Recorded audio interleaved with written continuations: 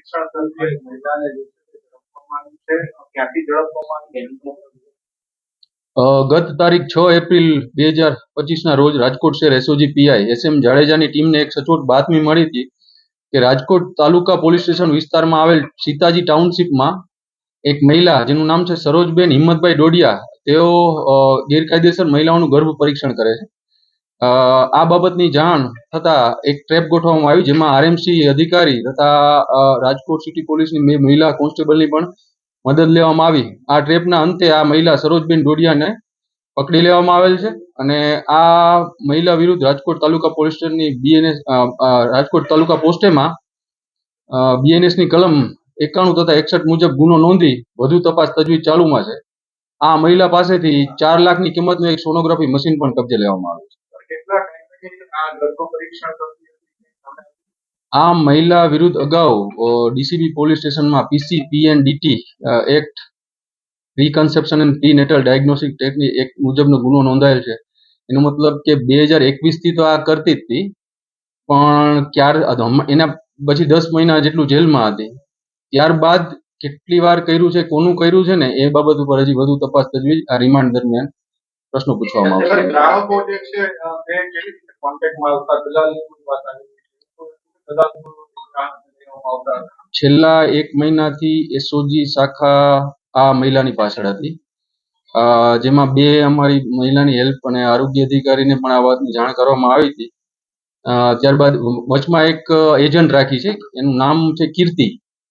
આ કીર્તિને ફોન કર્યો હતો અને એ એજન્ટની મદદથી, જો એજન્ટ પાસેથી તમે પાસ થાવ તો જ આના સુધી પહોંચી શકો તેવું હતું.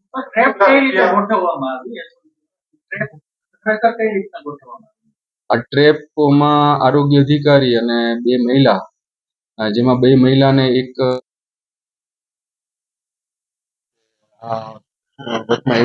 કોન્ટેક્ટ કરવામાં આવ્યો અને આ એજન્ટની મદદથી પછી સીતાજી ટાઉનશીપમાં આ બંને મહિલાઓને ત્યાં ગયા અને ત્યાં પછી આવી રીતે ટ્રેપ કરી અને એના અંતે સરોજબેન ડોડિયાની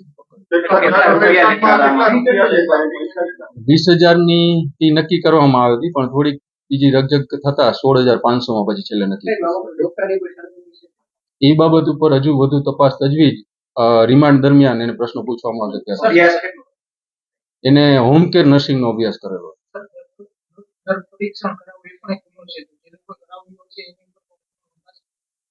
આ એક ટ્રેપ હતી અને એમાં તો ટ્રેપમાં તો પછી જે આપણા સાહેબો છે, હા, જો એ બહાર આવશે તો 100% એમની પણ તપાસ થશે આ બાબતે.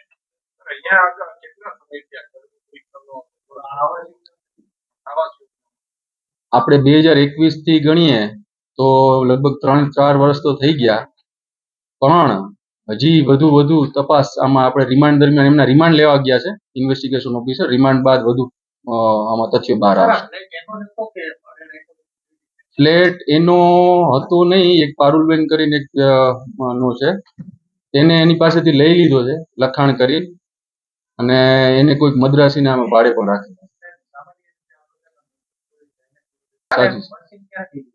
હા, એટલે એ બાબત ઉપર જ આમની જયારે વધુ તપાસ થશે ત્યારે આ બધું તથ્યો સામે આવશે.